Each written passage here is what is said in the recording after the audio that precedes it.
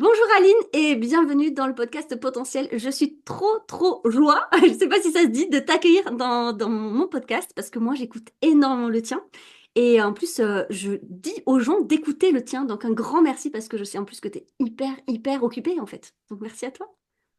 Merci Elodie, je suis joie aussi d'être avec toi aujourd'hui. Merci pour ton accueil, puis merci de recommander le podcast, ça me touche beaucoup.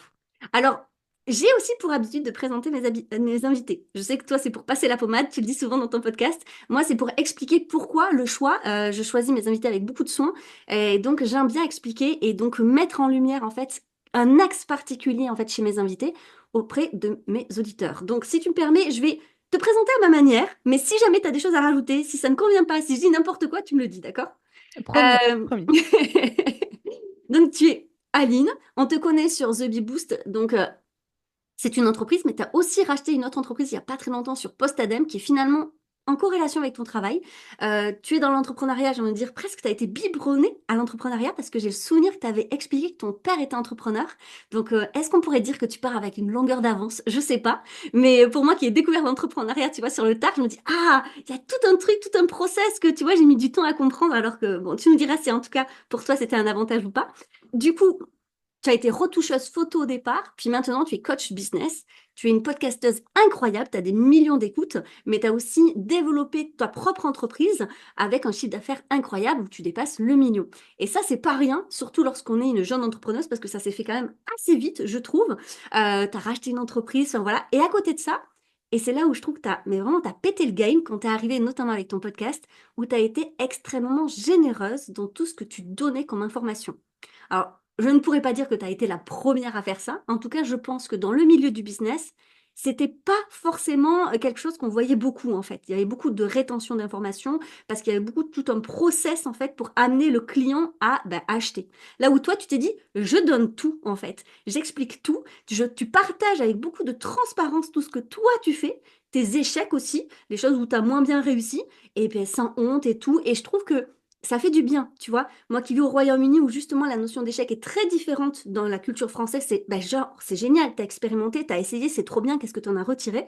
Ben moi j'ai découvert ça dans ton podcast et je te remercie. Je pense réellement que t'as inspiré beaucoup de podcasteurs à faire pareil après.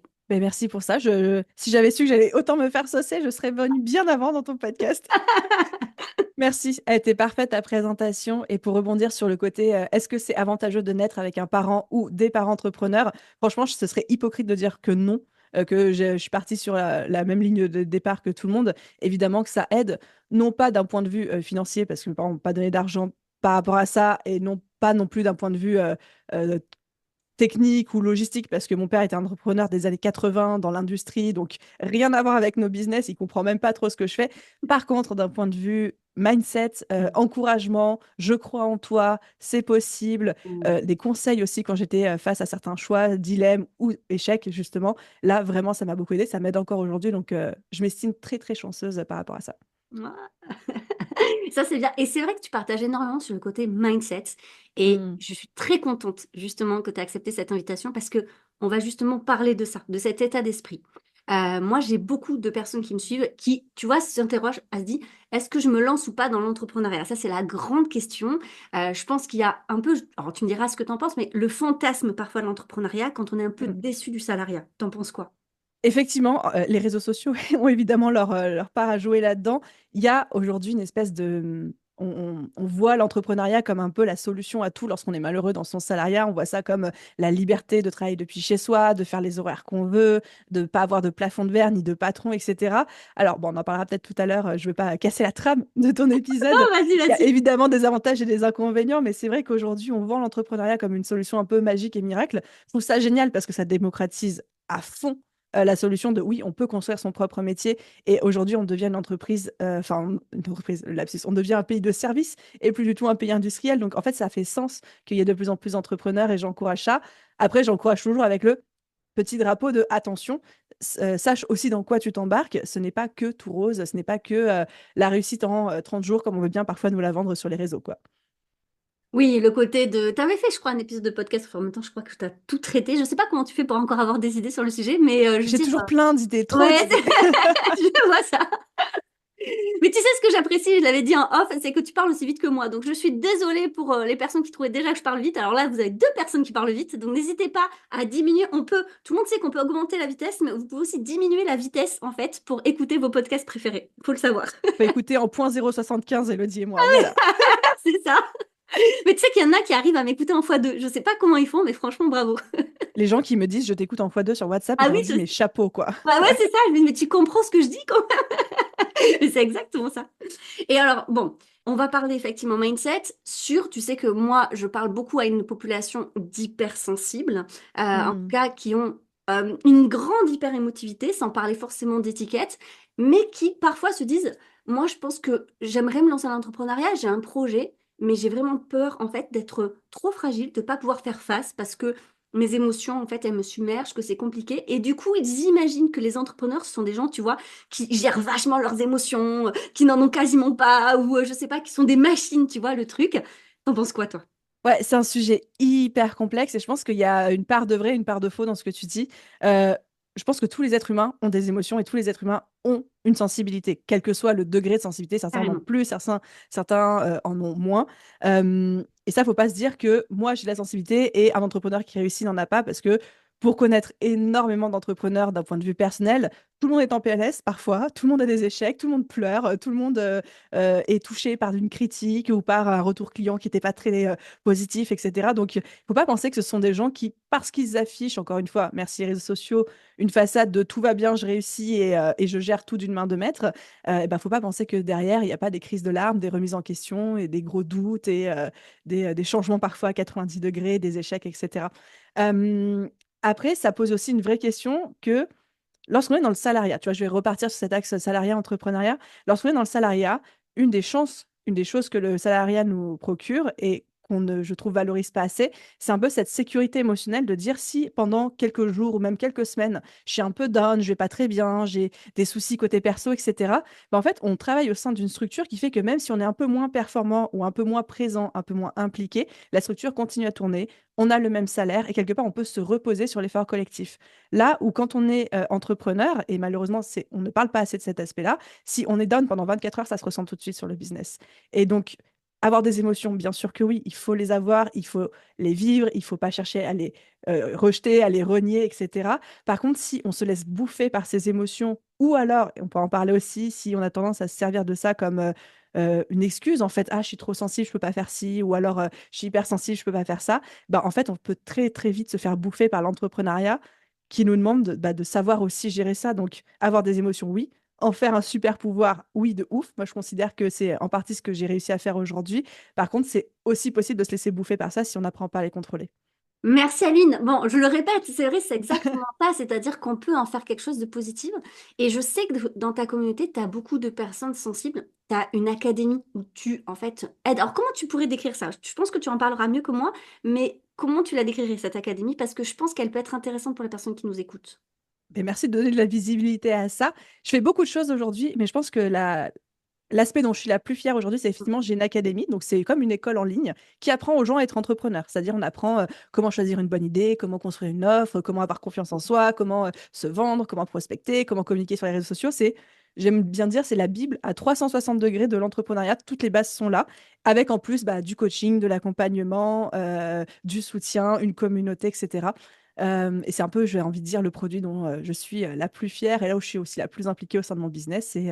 Aujourd'hui, on a eu la chance d'accompagner pas loin de 2000 entrepreneurs, j'allais dire Ouais. entrepreneuses, mais parfois on a quelques hommes qui nous Ouais, rejoignent. quand même. 98% ce sont des entrepreneuses, oui.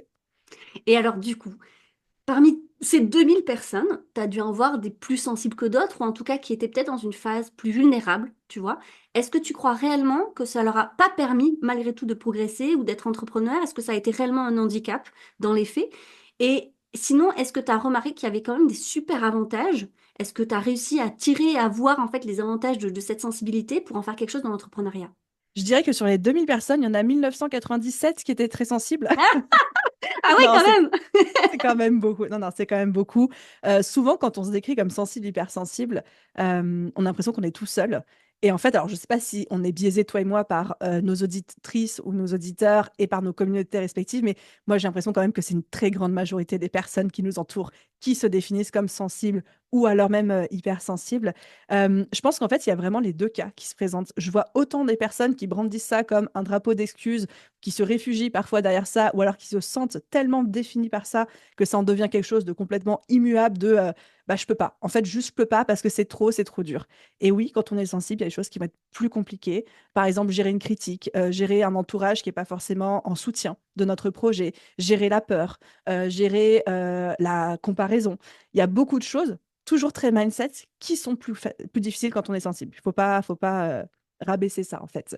Par contre, se dire que c'est un fait immuable et qu'on n'y peut rien, là, je suis pas d'accord parce qu'encore une fois, quand on apprend à gérer ses émotions, ça va nous demander un peu plus d'efforts que le reste des personnes qui sont d'une sensibilité, on va dire, standard. Voilà, typique. Je sais pas si ça peut se dire comme ça. Ça va demander plus On se d'efforts. comprend.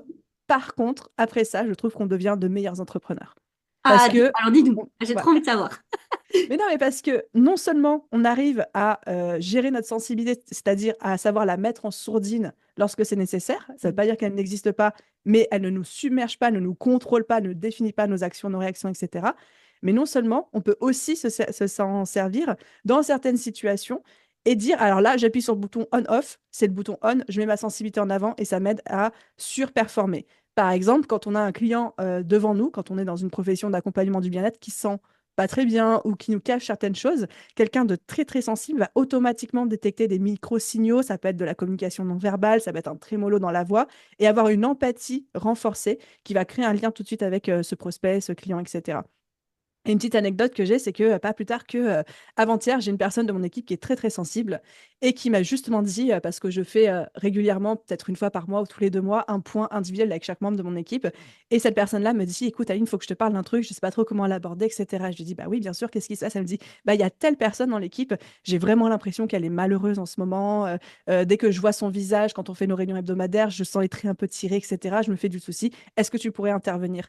Et moi qui a été très occupée ces derniers temps, qui n'avait pas forcément détecté les choses, en tout cas sur cette intensité-là, j'ai pu me rapprocher de la personne en question et me dire, bah, écoute, est-ce que tout va bien en ce moment? J'ai l'impression que c'est un peu plus off, et ça a pu ouvrir un dialogue. Donc, c'est un exemple parmi tant d'autres, mais cette sensibilité nous donne un accès à l'autre privilégié, une empathie et une capacité à créer une connexion, et c'est qu'un exemple parmi tant d'autres que beaucoup de personnes n'ont pas et nous envient.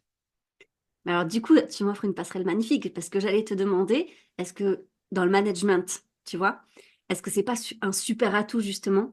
Mais aussi, alors, j'irai aussi sur le plan du recrutement parce que tu en parles Mm. souvent et c'est une vraie question quand on est entrepreneur. Alors, peut-être pas juste au début de l'entrepreneuriat, mais très vite, lorsqu'on veut effectivement s'agrandir, eh bien, recruter, c'est important. Est-ce que justement ce lien à l'autre, cette connexion, cette sensibilité, toi, tu le vois ou tu l'as perçu ou tu l'as vécu comme un atout pour le recrutement, pour le management? Je pense qu'une personne qui est sensible juge très vite le caractère de l'autre en face. Tu sais, ces personnes qui disent mais moi, je me trompe jamais au premier instant, je vois tout de suite une personne, etc. Et je dis pas que tout le monde a raison à 100%, il ne se trompe jamais, mais dans une majorité des cas, ce type de profil, et je pense que beaucoup d'auditrices vont, ou même d'auditeurs, vont pouvoir se reconnaître là-dedans, mais très souvent, en fait, vous savez à qui vous avez affaire en quelques secondes, voire même quelques minutes d'échange. Vous savez pas vraiment l'expliquer, vous dites, ah, celui-là, je le sens pas, etc. Donc, ça donne en fait un avantage, un niveau de lecture supplémentaire. Après, c'est comme tout. Il faut pas non plus se laisser bouffer par ça. Et si j'ai un autre exemple, c'est que moi, je me considère comme assez sensible, comme je le disais. Et en fait, il y a pas très longtemps, j'étais face à une personne pareil, toujours dans une de mes équipes. Je vais essayer de pas trop donner de détails, parce que le but, c'est pas de flageller quelqu'un en public, mais qui faisait beaucoup d'erreurs, qui avait eu un changement dans sa santé, etc. Et qui se retrouvait dans une période où elle faisait beaucoup d'erreurs, puis des erreurs assez lourdes, assez graves. Et là, il y a tout le dilemme entre bah, j'ai ma posture de sensible, d'humain et d'empathie, de dire bah, c'est normal. Et puis, mon but, c'est aussi de fournir un cadre professionnel rassurant dans lequel cette personne sait que même si elle n'est pas dans une très bonne période de sa vie, elle a le droit de faire des erreurs et elle a la sécurité de sa mission qui est assurée, etc.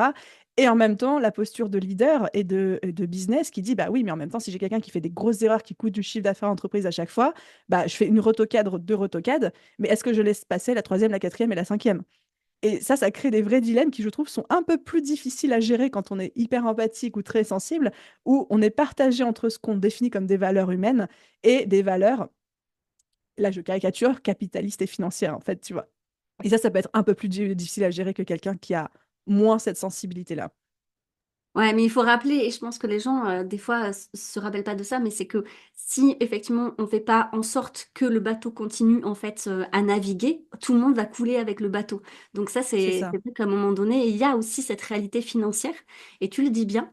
Je sais aussi que tu as essayé de prendre en considération auprès de ta communauté, tu es hyper proche de ta communauté, franchement, bravo.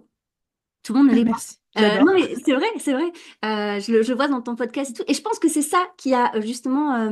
Moi, je vois qu'il y a un avant et après Aline quand même, tu vois. Ton podcast a beaucoup influencé d'autres coachs business sur le sujet, à être peut-être un peu plus humain, à être un peu plus sensible, plus proche de leur communauté que c'était avant. Tu vois, moi, j'ai vu un petit peu une différence. Mais bon, c'est peut-être dans ma tête, hein, mais voilà.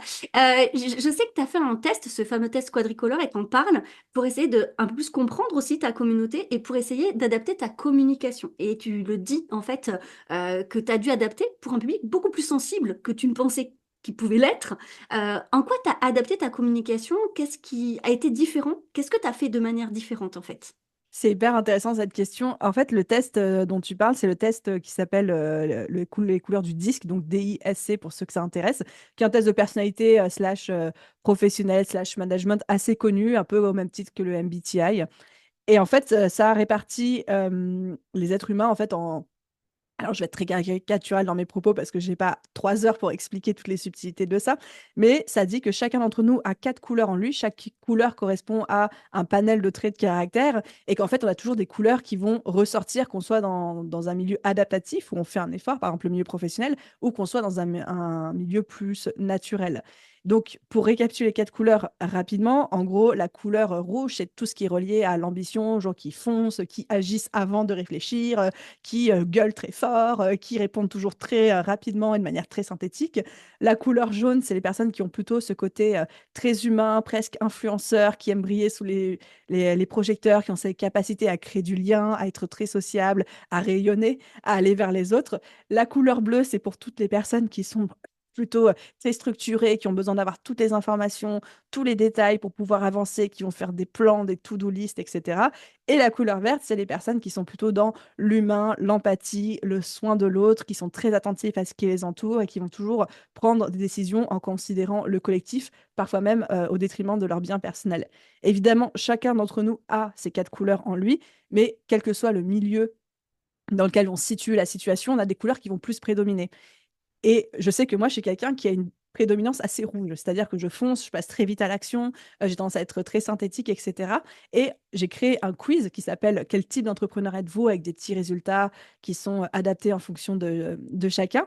Et je me suis rendu compte en faisant ce quiz qu'une très grosse majorité de mon audience était plutôt verte, c'est-à-dire ce profil très empathique, très sensible aussi, très humain. Et je me suis dit, ah, c'est intéressant, parce que moi, là où j'aime bien avoir des réponses tout de suite, j'aime bien que la personne en face, elle soit synthétique. J'aime les listes, les bullet points. J'aime pas quand on parle pendant des milliards d'heures et j'ai pas besoin non plus de réfléchir avant de passer à l'action.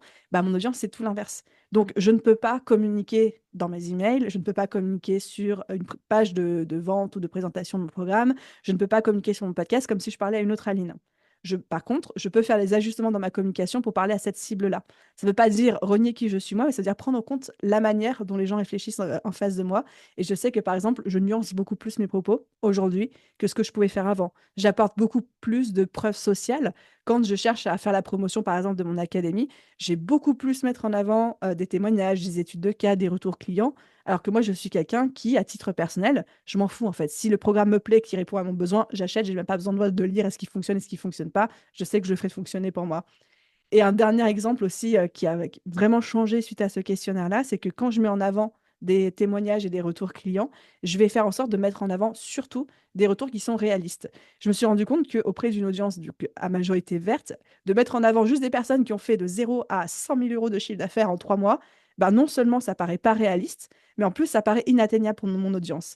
Et de mettre en avant des personnes qui ont des résultats que la société pourrait juger plus modestes, en fait, ça leur parle beaucoup plus, ils peuvent s'identifier, ça paraît atteignable sans être submersif, et ça a beaucoup, beaucoup changé, en fait, en termes de retour.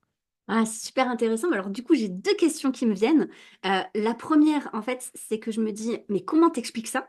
Parce qu'en général, on dit, mais les chiens ne tirent pas les chats. Tu vois, donc comment tu Mhm. t'expliques ça? Et la deuxième, c'est est-ce que ça te frustre pas dans le sens où c'est pas que tu n'es pas toi-même, mais du coup, il y a peut-être un pan de ta personnalité qui est un peu frustré de pas pouvoir s'adresser avec une audience un peu plus rouge où tu pourrais être, tu sais, un peu plus direct, directif, paf, paf, paf, allez, on avance et tout. Et tu vois, moi qui justement forme des accompagnants, je leur dis souvent qu'on attire des gens qui nous ressemblent parce que l'accompagnement va se faire naturellement, tu vois. Donc toi, si t'es un peu punchy et tout, avec ces personnes-là, tu peux être des fois un peu frustré parce que tu veux pas les violenter et ça peut-être ça colle peut-être pas. Donc dis-nous. En fait, je me suis posé cette question, je me dis, mais c'est marrant, moi qui suis très rouge, pourquoi est-ce que ce sont des gens verts? Alors, encore une fois, je caricature, hein, il n'y a pas que ça. Pourquoi ce sont des gens verts qui me suivent? Et je pense que justement, ce sont des personnes qui ont besoin d'être un petit peu bousculées, qui suivent une personnalité qui va un peu, qui est différente d'eux et qui va leur apporter ce côté bottage de fesses, allez, on y va, on réfléchit un petit peu moins, on se prend un peu moins la tête, on passe à l'action. Et donc, juste le fait de savoir, donc je continue en fait à être moi-même, j'enrobe, j'arrondis un peu plus les angles, je fais aussi attention. Comme je te disais, j'apporte des nuances dans mes propos, etc. Je fais beaucoup d'astérix dans tout ce que je raconte et de parenthèses, mais je pense qu'ils ont besoin d'être un petit peu poussés, en tout cas que c'est pour ça qu'ils sont là. Et donc, ça me permet d'être moi-même, même si évidemment, je m'adapte aussi à ma cible, à mon audience. Ouais, c'est intéressant, effectivement. Ça voudrait dire que les profils verts ont un peu. Peut-être, tu sais, des fois, je me dis ce qui nous attire, c'est ce qu'on n'a pas nous, mais ce qu'on aimerait développer. Tu vois. On admire un peu chez l'autre ce que nous, on n'a pas spécialement, mais qui nous donne envie, quoi. Donc, il voit peut-être en toi quelqu'un, peut-être un mentor, on pourrait dire mentor, tu vois, de dire, ah, punaise, ça me donne envie. Et comme tu as quand même cette sensibilité, et je le voyais parce que dans tes valeurs, et j'aimerais bien te poser une question parce qu'on revient un peu en arrière là, quand tu parlais effectivement de valeurs personnelles et professionnelles, est-ce qu'on peut pas relier les deux? Par exemple, je te connais pas du tout, hein, et je veux pas faire une fausse interprétation, hein, pas de psychologie comptoir, mais dans la manière dont tu partages, moi je te sens hyper généreuse. Alors s'il faut, tu vas me dire non, pas du tout, moi je suis hyper égoïste dans la vie. Mais en fait, il y a quelque chose comme ça qui ressort.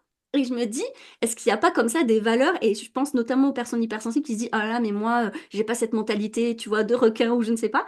Et j'aurais envie, alors peut-être tu vas me dire, t'as totalement tort, Elodie, ça va pas du tout, mais tu me diras. Mais je me dis, il y a peut-être des valeurs personnelles qu'on peut effectivement utiliser aussi dans la sphère professionnelle et se dire, bah en fait, si moi, naturellement, je suis hyper généreuse, j'aime donner de mon temps, j'aime offrir ce que et partager mes connaissances, c'est quelque chose que je peux aussi faire dans la sphère professionnelle et mieux encore, d'être payé pour ça, en fait. C'est totalement le cas. Et je pense qu'on parlait, tu vois, du test disque, mais ça ne définit pas toute une personnalité. Évidemment qu'on peut être une personnalité très rouge, fonceuse, parfois un peu colérique et très synthétique, et être quelqu'un d'extrêmement généreux et très à l'écoute au quotidien. Que ce soit, moi, c'est quelque chose que j'ai beaucoup travaillé. Bah, je suis coach aussi de formation, donc évidemment, j'ai cette posture-là. Et on peut être quelqu'un plutôt vert dans l'empathie, mais être un vrai rat et pas vouloir partager avec ses proches, par exemple. En fait, un seul test de personnalité, mais c'est valable pour tous, ne définit pas une personnalité dans son entier. Il y a le filtre des valeurs, le filtre des préférences, le filtre de l'éducation, le filtre de la culture. Enfin, il y a beaucoup de choses qui rentrent en compte. Donc, je pense qu'effectivement, on est attiré par des choses qui nous manquent chez d'autres. On va s'inspirer d'une posture, d'un mindset, de stratégie, de quelque chose qu'on aimerait avoir, donc par définition qui nous manque.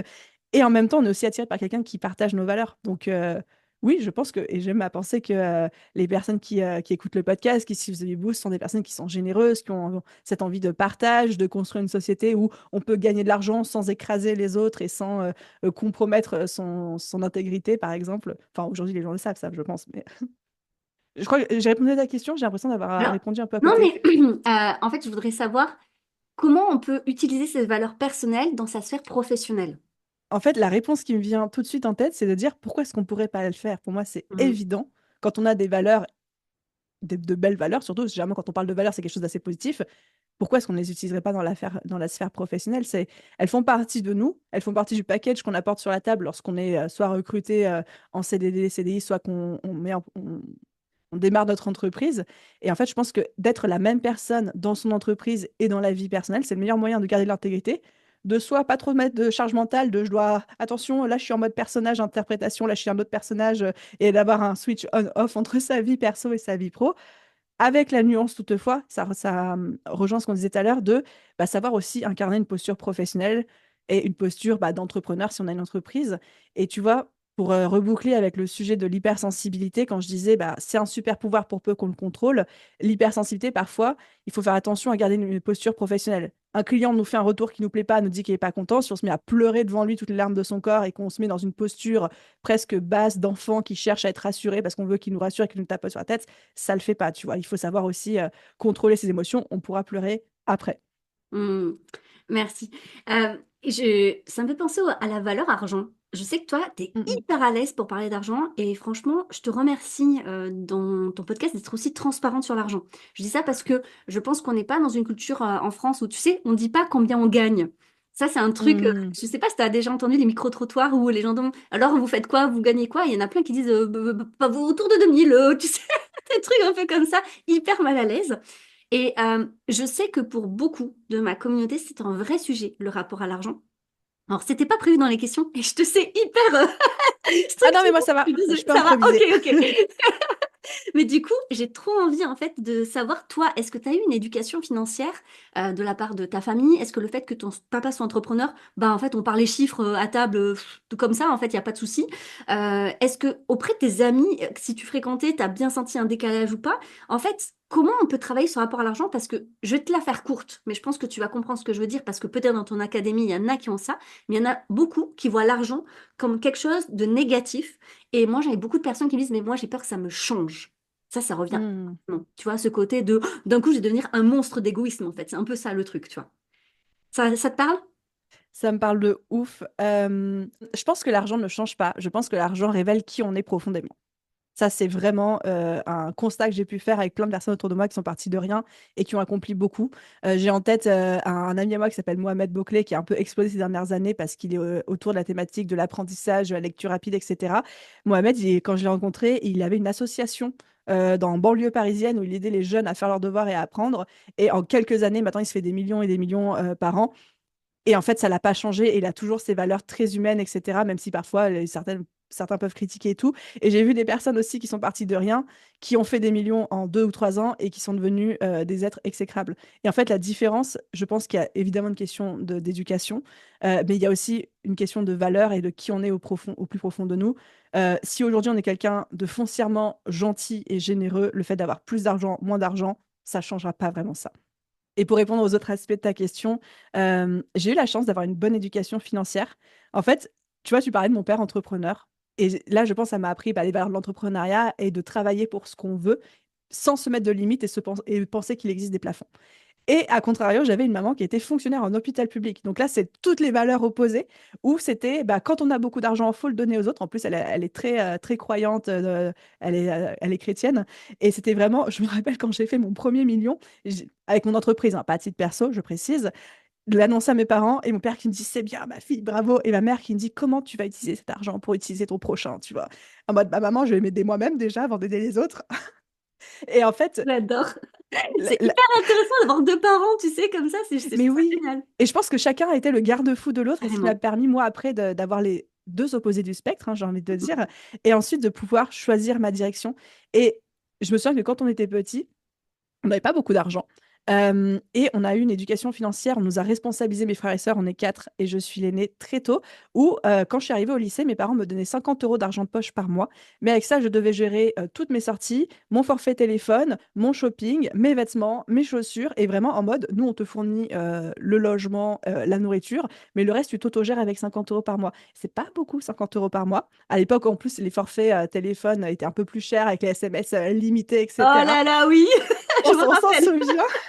Et en fait, ça demandait vraiment de compter et de se responsabiliser par rapport à ça. Et pareil, quand j'étais étudiante, bon, bah, ils ont vraiment fait leur part du travail. Ils m'ont payé mes études, ils m'ont payé mon appartement. J'ai eu beaucoup de chance par rapport à ça. Par contre, pareil, j'avais un forfait je crois qu'à l'époque, c'était 400 euros par mois et je devais tout gérer, hein, ma nourriture, mes factures d'électricité, de gaz, de téléphone, mes vêtements, mes sorties, mes allers-retours en train pour aller les voir. Et en fait, du coup, très vite, j'ai eu des petites sommes d'argent à gérer et qui était assez confortable pour vivre, mais qui n'était pas non plus énorme. Tu vois, je pouvais pas faire tout ce que je voulais, etc. Quand je voulais quelque chose d'un peu cher, j'économisais pendant des mois et des mois. Et ça, je pense que ça m'a donné cette responsabilité sur ce que c'est la valeur de l'argent. Et pour répondre, désolé, je suis un peu longue au dernier aspect de ta question, j'aime parler d'argent et j'aime parler des sommes parce que je sais que quand je me suis lancée, ce qui m'a beaucoup inspirée et qui m'a aidé aussi à débloquer certaines pensées par rapport à l'argent, c'était d'entendre des entrepreneuses américaines qui partageaient leurs chiffres. Et je me dis, ah bah voilà, du coup, ça c'est OK. Quand on entend 15 personnes qui nous disent, je fais 10 000 € par mois, c'est mon minimum, bah en fait, ça devient possible, ça devient atteignable. Alors que quand on est tout seul dans sa tête, parfois même faire juste 3 000, on a l'impression que c'est énorme et inatteignable.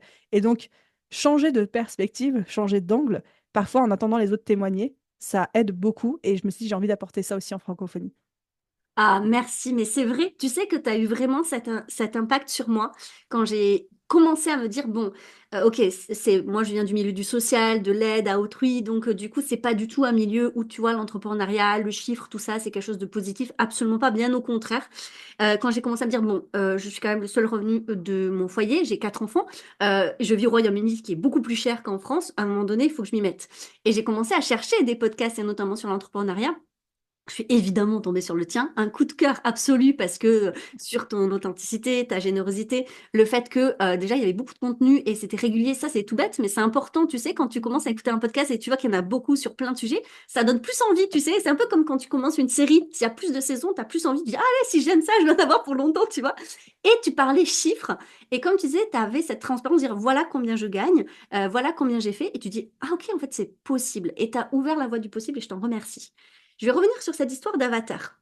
Parce qu'on sait qu'en business, souvent, on dit il faut choisir qui on accompagne, son client idéal, son avatar. Sauf que toi, bah, du coup, de ce que j'en comprends, tu diras si j'ai rien compris, mais tu pensais pas au départ, tu avais justement, si on reprend un peu ces couleurs, tu vois, un profil vraiment vert, si on caricature, parce que tu n'as pas que ça et que tous les gens ne sont pas à 100% verts, on a compris. Mais est-ce que ça veut dire qu'au départ, tu t'es planté dans ta communication dans le sens où, en fait, tu avais dans ta tête un autre avatar, un autre client cible, et en fait, ta communication fait que ça a attiré, tu sais, un profil qui n'était pas au départ là?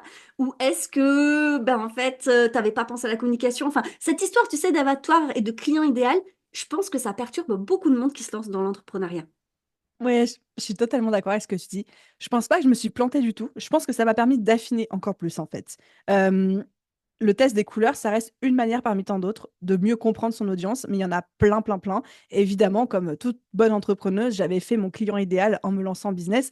Et donc, j'avais bien compris que ma cliente, elle était plutôt du style à aimer l'entrepreneuriat, pas vouloir non plus construire des empires, mais vouloir vivre bien, que ce qui était important pour elle et ce qu'elle t'a déterminé comme son goal financier, c'est de pouvoir vivre confortablement de son activité, pas avoir besoin de compter de l'argent, mais sans aspirer non plus forcément à des 1000 et des cents, qu'elle voulait être libre, créative, pouvoir. Il y en a beaucoup qui sont mamans dans mon audience, donc pouvoir aussi passer du temps avec leurs enfants sans être contrainte avec un planning ou des choses comme ça. Enfin, j'avais compris beaucoup de choses. Je savais qu'elle aimait le thé, qu'elle aimait les carnets, qu'elle n'était pas forcément. Elle était un peu geek, mais pas non plus de manière ultra, ultra prononcée, Et etc. elle aime les Et en fait, licornes, il me semble. C'était pas ça dont non, tu... ça, c'est plutôt moi qui l'ai forcé par un Ah, syndrome de d'accord. Stockholm. Je rigole. Ok. Non, mais et aussi quelqu'un qui aime un univers un peu cocooning, un peu doudou, un peu bisounours et qui reconnaît ça dans l'entrepreneuriat aussi. Enfin, j'ai compris beaucoup de choses sur cette personne, sur cet avatar client. Et effectivement, le test disque m'a permis de comprendre plus de choses. Donc, j'ai pas l'impression de m'être plantée dans ma communication. Sinon, ça veut dire que pendant 3 ans, j'aurais pas fait de chiffre d'affaires. Et ça n'a pas été le cas. C'était juste un outil qui m'a permis d'affiner ça. Et pour toutes les personnes qui sont un peu se butent un petit peu contre cette question du client idéal, moi j'ai toujours, si vraiment vous n'arrivez pas à définir votre client idéal parce que vous savez pas, vous avez peur de vous tromper ou alors vous avez peur de vous restreindre, il y a deux manières de réfléchir. La première, c'est de se dire, bah, du coup, quel serait mon anti-client idéal? Le type de personne avec qui je ne veux pas du tout travailler. Et là, bah, par élimination, quand on sait ce qu'on veut pas, bah, on peut en définir un peu plus précisément ce qu'on souhaite. Ou alors réfléchir, et j'avais fait un épisode de podcast là-dessus, plutôt en entonnoir. Bah, quelle serait mon audience idéale? Par exemple, quel est le type de personne avec qui j'ai envie d'échanger en DM sur Instagram, pour qui j'ai envie d'enregistrer des podcasts ou des vidéos YouTube, ou pour qui j'ai envie d'écrire des articles de blog? Qui serait mon audience idéale? Et parmi ces personnes-là, qui sont les personnes qui sont susceptibles d'avoir envie d'acheter chez moi? Et donc, en fait, on fonctionne un peu en entonnoir. Hyper intéressant. Merci beaucoup, Aline. On sent l'expérience. Des années. C'est ça, c'est vrai. Alors, du coup, toutes les femmes, parce que moi j'ai beaucoup aussi de femmes qui m'écoutent, qui là, tu vois, elles nous écoutent, elles disent, ah quand même, je me lancerais bien, j'aimerais bien, mais elles ont encore, tu vois, du mal à se dire, mais j'ai peur en fait de partir de rien, j'ai peur de pas trouver de clients, et j'ai peur aussi, bah voilà, émotionnellement c'est dur, et tu le disais, il faut avoir quand même un entourage, peut-être des gens effectivement qui nous soutiennent. Qu'est-ce que tu leur conseillerais là, si jamais elles osent pas passer le cap, mais elles en ont vraiment très très très envie? Il y a tellement de choses à dire là. Je Mhm. pense que la première chose, c'est que effectivement, on ne choisit pas son entourage, on ne choisit pas sa famille, on ne choisit pas la culture dans laquelle on peut grandir. Et parfois, cette culture, elle est ce que j'appelle anti-entrepreneuriale. C'est que ça fait peur, en fait. Les parents, ils connaissent pas, ils sont pas habitués, le conjoint non plus. Et on a l'impression que le salarié est un meilleur choix. Et en fait, si on est dans ce genre d'environnement, évidemment, l'idée, c'est pas de divorcer ou alors de renier ses parents et de partir dans un autre pays, mais c'est juste de se dire, bah, comment est-ce que je peux aussi me construire un environnement qui va me soutenir. Ça peut être un environnement type, je vais dans un espace de coworking, je vais à des événements entrepreneuriaux. Aujourd'hui, il y en a beaucoup en présentiel dans toutes les grandes villes et même les moyennes villes. Ou alors même, je me crée un référentiel digital en ligne qui m'inspire. Et quand je dis référentiel, ça peut être référentiel en un seul sens. Je sélectionne 5 podcasts et chaînes YouTube de personnes qui m'inspirent de par leur parcours ou ce qu'elles enseignent et je me biberonne à ça. Je regarde les vidéos sous la douche, j'écoute les podcasts avant de m'endormir, en faisant la lessive, en allant dans les transports, etc. Et de faire en sorte que le discours que j'entends de mes proches au quotidien, je le prends, je l'accepte, ce sont leurs émotions, leurs perceptions, mais j'ai aussi un autre discours. Ah, mais c'est exactement ça. Tu sais que tu m'as accompagnée quand j'endormais mon fils en écharpe de portage et que tu vois, je marchais pour l'endormir. Et ben, je t'avais dans les oreilles. Et c'est comme ça, effectivement, que moi, je me suis dit, attends, mais ça, c'est possible et tout. C'est exactement ça. Et merci de le dire parce que des fois, les gens s'arrêtent au présentiel alors qu'on peut commencer parce qu'on n'a pas la possibilité. Enfin, genre, voilà, moi, quand j'endormais mon fils, j'avais pas la possibilité de faire des rencontres, hein, voilà. Bien sûr. Ben, d'avoir juste dans les oreilles. Et ça, c'est hyper intéressant parce qu'en fait, j'ai beaucoup lu aussi. Donc merci de dire ça. Donc ne pas hésiter, du coup, si je reprends ce que tu dis, à trouver un entourage, à se créer un entourage supplémentaire. Et qu'en est-il du coup de dire par quoi je commence? Ça, c'est vraiment la question. Et je reviendrai un petit peu entre le lien entre le stress, donc au niveau des émotions, le stress, et l'administratif. Ça, je sais pas pourquoi il Hmm. y a énormément, tu vois, d'entrepreneurs qui bloquent là-dessus en disant mais oh, je vais pas m'en sortir. Ok, Une- alors par quoi je commence? Il y a deux solutions possibles. Solution numéro une, c'est un peu la voie royale, la voie rapide et la voie la plus sécurisée, mais qui va coûter un peu d'argent, c'est que je me forme à l'entrepreneuriat. Ça peut être avec un CPF. C'est pas ce que je recommande parce que souvent les formations sont pas top, mais ça peut être via un CPF si vous avez un CPF. Ça peut être via une formation business. Moi, j'en ai une. Il en existe plein d'autres tout aussi qualitatives sur le marché. Là, pour moi, c'est vraiment la voie entre guillemets royale parce que dès le début, vous allez être mis sur les bons rails avec les bonnes méthodologies, l'accompagnement, l'écoute, les retours, les feedbacks et la communauté, ce qui permet de ne pas se sentir seul. On parlait d'entourage juste avant.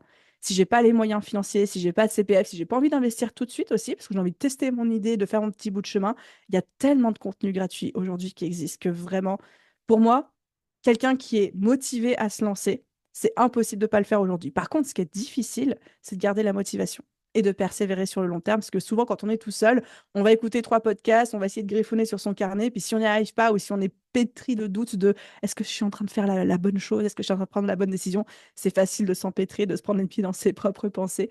Donc, c'est là où l'entourage, en fait, va pouvoir prendre aussi le relais et nous aider à persévérer. Donc, voilà, ce seraient mes recommandations. Et si vraiment je dois donner quelque chose d'encore plus précis, je commence par m'assurer que mon idée est la bonne idée. Et là, je peux le faire en checkant avec moi-même si je me sens à l'aise avec ça, si j'ai envie d'en faire un métier, et en checkant s'il y a un besoin sur le marché. Est-ce qu'il y a des gens qui font déjà ça et qui en vivent? Pas qui en parlent, mais qui en vivent littéralement. Est-ce qu'il y a des gens qui forment à ça? Est-ce qu'il y a de la demande? Est-ce que les gens cherchent ça sur Google? Enfin voilà. Et alors, attends, je fais un lien aussi avec les réseaux sociaux, tu vois. Oui. Je pense qu'il y en a beaucoup qui doivent t'interroger là-dessus en disant, ben, j'ose pas me mettre sur les réseaux sociaux, tu sais, être visible sur les réseaux sociaux, le côté où j'ai peur de ce que je vais dire, peur des haters aussi, même si, soyons honnêtes, dès le début, t'en as pas tant que ça en général, c'est surtout quand arrive la grosse Mm, mm, visibilité mm. en soi. Mais toi, comment tu as fait face à ça par rapport à ta sensibilité et qu'est-ce que tu conseilles aux personnes bah, dans ton académie qui ont ces mêmes craintes? Parce que je l'avais vu dans une de tes interviews, tu disais que les réseaux sociaux, aujourd'hui, c'est difficile de s'en passer malgré tout. Bon, voilà. Qu'est-ce que tu en penses encore aujourd'hui en 2000, bientôt 25? Je pense que, encore une fois, il faut choisir. Moi, ce que j'appelle ça la tartine de merde. Tu as peut-être déjà dû m'en entendre parler. Mais c'est Elizabeth Gilbert, donc qui est l'auteur du fameux best-seller Mange Prix M, qui en parle dans un livre de développement personnel, qui dit, avec chaque choix qu'on fait dans la vie, il y a une tartine de merde qui vient, c'est-à-dire un lot d'inconvénients. Si on accepte de manger la tartine de merde, on peut prendre le choix. Donc, c'est-à-dire qu'il faut toujours savoir quels sont les inconvénients et être prêt à les endurer. Les réseaux sociaux ne sont pas la seule manière aujourd'hui de démarrer un business. C'est la manière la plus privilégiée parce que bah, c'est sympa de créer du contenu, c'est sympa d'avoir une audience, et puis du coup, on est moins amené à prospecter en direct. Par contre, effectivement, la tartine de merde pour certains, c'est bah faut se montrer, il faut être régulier, il faut avoir des idées de contenu, faut se lancer dans ce qui peut être une machine un peu chronophage. Mais si on veut, on peut aussi juste décider de ne pas avoir de réseaux sociaux et juste de prospecter. Ou alors de passer par des systèmes d'apport d'affaires, etc. Mais ça demande de prospecter, de networker, etc. Donc encore une fois, quelle est la tartine de merde que j'accepte de manger? Et je vois, pour la petite anecdote, mon compagnon qui est entrepreneur lui aussi, qui lui est prestataire de services dans l'informatique auprès de très très gros groupes télécoms, etc. Il n'a jamais eu un compte Instagram de sa vie. Enfin, en tout cas, pas pour le business. Et pour lui, ce que je fais, c'est un petit peu lunaire. Mais parce que, un, c'est pas forcément adapté à le type de client. On parle du client idéal. Et deux, c'est pas sa cam. Par contre, lui, il prospecte, il network énormément, il répond à des appels d'offres. Voilà, c'est un autre quotidien. Donc, réseaux sociaux, oui. Et moi, je trouve ça bien de ce que je devine de ton audience et de nos auditeurs aujourd'hui. C'est pas la seule manière. Et un autre point dont on parle beaucoup, c'est la multipotentialité. Je sais que tu en as déjà Mm, entendu mm. parler parce que tu en as parlé dans ton podcast. Euh, alors, qu'en est-il de cette multipotentialité dont on entend un peu tout et n'importe quoi, à mon sens, hein, mais ça reste subjectif. Mais je sais qu'il y en a derrière, tu vois, qui vont se cacher un petit peu derrière ce truc de ben oui, moi, je ne sais pas quoi choisir, j'ai plein d'idées, et finalement, qui procrastinent énormément, qui font même de la procrastination active, mais qui n'en ont pas conscience, puisqu'effectivement, ils sont dans le déni, qui font de la procrastination. Je pense que tu en as beaucoup aussi des comme ça dans ton académie. Qu'est-ce que tu leur conseilles de faire? J'ai mon opinion sur le sujet qui peut paraître un peu controversée, c'est que moi Allez, je vas-y. pense qu'il y a des troubles neuroatypiques comme le TDAH qui doivent être diagnostiqués par un spécialiste du corps médical et qui, quand ils ne sont pas diagnostiqués, ben, aujourd'hui il y a une espèce de mode, tu vois, autour du TDAH, où tout le monde se dit TDAH. Moi je tombe tout le temps sur des TikTok qui me disent ah t'es TDAH, si tu alignes ta C'est couteau, ton algorithme qui ta te dit fourchette et ça. ton couteau, quoi. Oui, c'est ça. Et en fait, l'autre jour, j'étais tombée, je digresse un peu, mais tu vas comprendre pourquoi. L'autre jour, je suis tombée sur une vidéo de, je crois que c'est quelqu'un qui a une chaîne très tournée autour du scepticisme, etc. Et qui avait mené une enquête autour de cette mode du TDAH. Et en fait, elle est venue des États-Unis. Donc, j'invite tout le monde à aller voir cette vidéo YouTube. Je crois que le YouTuber, c'est soit Milgram, soit Cyrus North, mais je crois que c'est Milgram qui fait ça. Et qui dit qu'en fait, c'est une entreprise nord-américaine qui produit des médicaments contre Mhm. le TDAH, etc., qui a lancé une espèce de hype auprès des influenceurs en les payant, en Mhm. disant, en essayant de créer un besoin pour du médicament TDAH auprès de personnes qui ne sont pas vraiment atteintes du TDAH. Ouais. Et en fait, ça a créé un espèce d'énorme mouvement où les gens ont commencé à s'identifier comme TDAH juste parce qu'ils ont vu 3 TikTok, 2 chaînes YouTube Mhm. sur des comportements qui finalement sont assez présents chez la majorité des êtres humains et qui ont commencé à prendre ce médicament, etc. Donc, c'est Alors, complètement c'est fou parce que non éthique. pour prendre un médicament, il faut que ça soit un psychiatre qui te fait un diagnostic officiel et tu peux pas avoir de médicament sans diagnostic officiel. Donc, Ouais, moi, je crois pas en soi que les psychiatres s'amusent à mettre des faux diagnostics. Alors, peut-être qu'il y en a un ou deux qui, bon, voilà, parce que tout professionnel, le diplôme fait pas la compétence, donc parfois, voilà.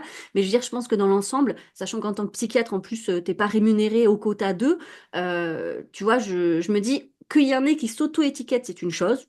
Mais mm, mm. prendre des médicaments, normalement, en plus, ça a quand même des conséquences, ce genre de Bien médicaments. sûr, c'est En ça le problème. général, on les donne vraiment dans les cas où le TDAH a des impacts très délétères sur votre vie, ou scolaire pour les enfants, ou professionnelle, et malheureusement ne vous permet pas, en fait, de vous épanouir, et ça a des conséquences très graves. Et je pense notamment, tu vois, aux enfants qui ont un TDAH avec un TOP, un trouble de l'opposition, où c'est Bien sûr. extrêmement compliqué. Et oui, un traitement, malheureusement, là, peut être nécessaire. Mais sinon, je vois peu de gens, tu vois, pour le coup, moi, qui vont aller jusqu'à... En fait, je vois beaucoup de gens qui vont, si tu veux, s'interroger sur le sujet, et c'est assez légitime, on a toujours légitimité à se poser des questions sur soi. Peu vont penser, par contre, enfin, vraiment franchir le cap, dire, je vais voir un professionnel pour officialiser les choses, pour avoir un avis objectif. Mais j'ai l'impression que c'est plutôt une phase, comme tu dis, parce que on est dans une société, tu sais, de développement personnel où encore plus mis en avant. Donc, on aime penser sur soi, réfléchir sur soi. Je trouve que c'est beaucoup plus par rapport, tu vois, à la génération à nos parents, où c'était moins prégnant, en fait. Et du coup, oui, ça arrive se dire, est-ce que je serais pas neuroatypique et ça ne serait pas là toutes les réponses que je me pose, tu vois, sur des questions que je me pose sur moi. Mais ça reste une phase. J'ai la sensation que c'est juste une phase. Après, les gens pensent à autre chose, sauf ceux qui vont se Mm, dire, non, mm, quand mm. même, ça me parle. Et là, je vais voir un professionnel ouais, pour être sûr. Je suis d'accord avec toi. En fait, je pense que l'être humain a besoin de se mettre une étiquette pour se dire je ne suis pas un ovni et Mm. j'ai ma tribu, tu vois. J'ai mon groupe, je sais C'est à qui je rassurant. ressemble. Ouais. Et en même temps, il y a aussi ce petit syndrome de flocon de neige de se dire j'ai besoin de sentir que je suis unique et que si j'y Mm. arrive pas, c'est parce que je suis pas comme les autres. Et il y a un petit côté, c'est pas je me trouve des excuses, mais j'ai besoin de sentir que je suis unique dans mon fonctionnement et que je suis en marge de la majorité de la population. Et c'est pour ça que quand, et moi la première, on passe Mm. des tests en ligne, mais à la Ouais, con, ouais, je vois. qui nous disent, ah, vous êtes plus intelligent que 2% de la population, ou Mm. alors vous êtes tel profil qui n'est présent que parmi 10% de la population, on se sent spécial. Et ça le fait Ouais. à tout le Et monde. du coup, Et je pense qu'il y non, a ce besoin aujourd'hui, tu vois. et du coup, je reviens sur la question de la multipotentialité. Toi, tu as la sensation qu'aujourd'hui, c'est beaucoup de gens qui se mettent cette étiquette et qui s'en servent comme excuse pour en disant, ben, en fait, moi, je suis multipotentielle, donc je peux pas me lancer, et c'est pour ça que je procrastine et que tu as cette sensation-là, toi? Euh, Oui et non, encore une fois, j'ai du mal à être tranchée, tu vois, parce que je pense qu'il y a des gens qui s'en servent comme excuse. Je Mm. pense aujourd'hui qu'on arrive dans une société où bah, on a la chance, en tout cas dans notre société occidentale, on n'est pas en guerre, on est plutôt, on a tous, grosso modo, un toit sur notre tête, de la nourriture dans notre frigo, etc. Et du coup, on commence à s'intéresser bien plus profondément à qui on est vraiment, notre fonctionnement, et on se pose Ouais, des c'est la questions pyramide que de nos Maslow, hein, de parents, toute façon, des besoins, voilà, à un moment donné. on se pose des Ouais. questions que nos parents, nos grands-parents ne se posaient pas. Et donc, on a besoin de découvrir notre fonctionnement. Et je pense que beaucoup, une très grosse majorité de la population, répond aux critères de oui, je suis multipotentiel. Simplement, Mm. aujourd'hui, on pose un mot sur un fonctionnement qu'on n'avait pas pris le temps d'introspecter, on va dire, sur les générations précédentes. Et donc, une fois qu'on a découvert ça sur notre fonctionnement, qui, encore une fois, je pense, est le fonctionnement d'une majorité d'êtres humains, et ben là, on peut se dire, est-ce que c'est une étiquette où je choisis d'adapter mon fonctionnement et de faire avec ça, d'en faire un super pouvoir, etc. Ou est-ce que je choisis de me mettre une étiquette qui va être réductrice de je peux pas faire ci ou je peux pas accéder à ça parce que gna gna gna gna gna. Hmm. Alors, si je peux me permettre, moi je crois que c'est parce que, en fait, on ne sait pas on comprend pas ce que c'est. Moi j'ai l'impression que dans le terme multipotentiel, on y met tout et n'importe quoi, et du coup, c'est ce qui explique l'effet Barnum de tout le monde peut y être, en fait, tu vois. Ce Hmm. côté de je touche à tout, j'ai plusieurs centres d'intérêt. Oui, bon, enfin, c'est le propre de l'être humain d'être curieux par nature en général et d'avoir plusieurs centres d'intérêt. Parce qu'en soi, la multipotentialité, au départ, c'était quand même des gens qui excellaient. Vraiment exceller dans divers domaines en fait. Donc on parle d'excellence. Et quand on se réfère à la performance, tu vois, voilà, sur tout ce qui est les études faites par le docteur Fanny Nussbaum, la performance et le fait d'exceller, c'est quand même être au-dessus de la grosse majorité, et ce, dans plusieurs domaines de compétences. Mais cela n'empêche pas du tout de choisir. Tu vois, moi je dis souvent, mais choisir, c'est pas du tout se priver, choisir, c'est avancer. Donc en fait, un multipotentiel, il avance. Il se prive pas du tout, il n'a pas la sensation de priver ou de choisir, c'est juste qu'il avance et en fait, il a atteint un certain niveau d'excellence sur un sujet et en fait, c'est pas qu'il s'ennuie de ça, c'est qu'à un moment donné, il se dit, ça m'amène à un autre sujet qui m'amène à un autre sujet et ainsi de suite. Et il se pose beaucoup moins de questions. Et tu vois, je sors un livre là sur le sujet et j'expliquais sur le côté un peu américain et du Royaume-Uni qu'on n'a pas une autre manière de voir les choses. On disait, mais en fait, les personnes multipotentielles sont souvent les personnes qui ne s'interrogent pas à savoir si elles sont multipotentielles. Elles se demandent pas, elles se disent pas qu'elles le sont, elles n'ont pas Elle se pose besoin. pas la question. Non, c'est ça. Parce qu'en fait, elles sont justement guidées par cette curiosité insatiable, et ça, c'est vrai.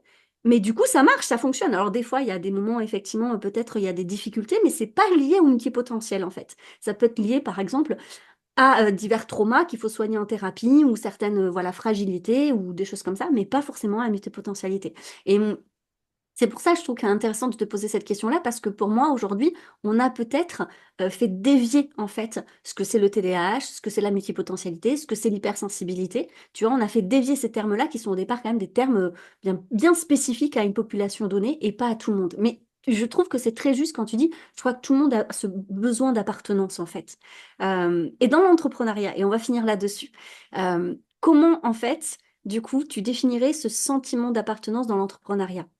C'est-à-dire que, tu sais, tu dis qu'on a besoin d'être entouré d'autres entrepreneurs, mais c'est difficile parfois de trouver des entrepreneurs qui nous correspondent.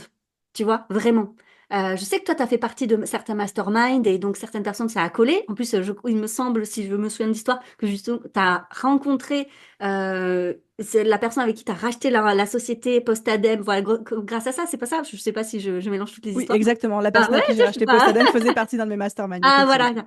Mais je veux dire, tu vois bien qu'il y a il y a bien des entrepreneurs avec qui ça ne matche pas. Donc, ce sentiment d'appartenance dont on a tant besoin, et aussi dans l'entrepreneuriat, on fait comment? Je pense qu'en fait, c'est comme dans la vraie vie quand on rencontre des gens, parce que être entrepreneur, c'est un métier, mais ça ne nous caractérise pas en termes identitaires plus que ça. C'est-à-dire que quand tu vas rencontrer des gens dans ton job salarié, il y a des gens avec qui tu vas bien t'entendre et d'autres pas du tout. Et ben en entrepreneuriat, c'est exactement pareil. Donc c'est pas parce qu'on va se rapprocher de quelqu'un qui fait le même métier que nous que forcément ça veut dire qu'on va s'entendre avec cette personne-là. On aura des atomes crochus, bien évidemment, mais si en termes de personnalité, on est complètement différents, on n'a pas le même rapport à l'autre, à l'argent, pas les mêmes valeurs politiques, sociales, économiques, culturelles, religieuses, tout ce que tu veux, bah ça va matcher ou ça ne va pas matcher. Donc je pense que c'est comme tout. C'est bien de naviguer dans son propre réseau d'entrepreneurs. On parlait d'événements de networking, on parlait d'aller dans des coworking, des choses comme ça, et puis de voir avec qui ça match et avec qui ça ne matche pas. Pas forcément penser que parce que l'autre est entrepreneur, on va forcément devenir les meilleurs amis du monde. Et aussi d'avoir, je pense, cette objectivité de se dire, OK, la personne qui est en face de moi, est-ce que c'est quelqu'un qui me plaît? Est-ce que c'est quelqu'un avec qui je voudrais nouer des relations professionnelles ou même personnelles ou non? Voilà. Top. Eh ben écoute, merci, franchement, merci Aline pour tout ça. Est-ce que tu as quelque chose à rajouter, un truc dont j'aurais pas parlé? Je suis en train de regarder mes notes. Très organisée, Aline, très organisée. Ah non, mais moi, on me donne un brief, je le prépare. Je pense qu'en fait, on a dit Je beaucoup de suis très choses. très sortie du brief, hein, donc je suis désolée. Non, non, mais ça me va très, très bien. Je pense on a vraiment abordé beaucoup de choses et j'adore le fait qu'il y ait des points de vue sur lesquels on était complètement d'accord et d'autres, on avait plein de choses à rajouter ou à challenger l'une chez l'autre. Les deux choses que j'aurais rajoutées, chacun construit sa voie, en fait. Chacun Ouais, choisit ce qui est possible et ce qui n'est pas possible de faire et challenger même ce qu'on est en train de vous raconter dans cet épisode de podcast. C'est pas parce que carrément. ce sont Aline et Je suis Elodie ou totalement Elodie et d'accord. Aline, pardon, qui l'ont dit que forcément Mm, c'est mm, paroles de vérité. Vous avez le droit de nous démontrer par vos actions que totalement. le contraire est possible. Et la deuxième chose, c'est quel que soit en fait notre système de réflexion, qu'on soit neuroatypique, neurotypique ou autre, pareil, en fait, le travail sur soi, de développement personnel, de mindset, de leadership et surtout, surtout d'estime de soi, c'est quand même souvent la réponse à beaucoup de choses. Et je pense que quand on se définit comme hypersensible, construire une estime de soi qui est inébranlable nous aide justement à arriver à ce stade où notre hypersensibilité est un super pouvoir, mais elle n'est plus quelque chose qui peut parfois nous submerger ou nous contrôler au quotidien. Voilà. Amen. Ben, merci beaucoup Aline, franchement un grand merci. Je mettrai où on peut te trouver, l'académie, la formation dont tu nous as parlé effectivement pour commencer l'entrepreneuriat. Je mettrai tout ça en description si c'est OK pour toi, tes Avec réseaux plaisir. sociaux, tout ça. Comme ça, vous avez tout en description du podcast. Je te remercie et je vous dis tous à lundi prochain. Merci Loisy, merci à tous pour vos écoutes. C'était le podcast Potentiel par Élodie Crépel. N'hésite pas à laisser une note, un avis et à le partager. Je te dis donc à lundi prochain pour un nouvel épisode. Belle journée!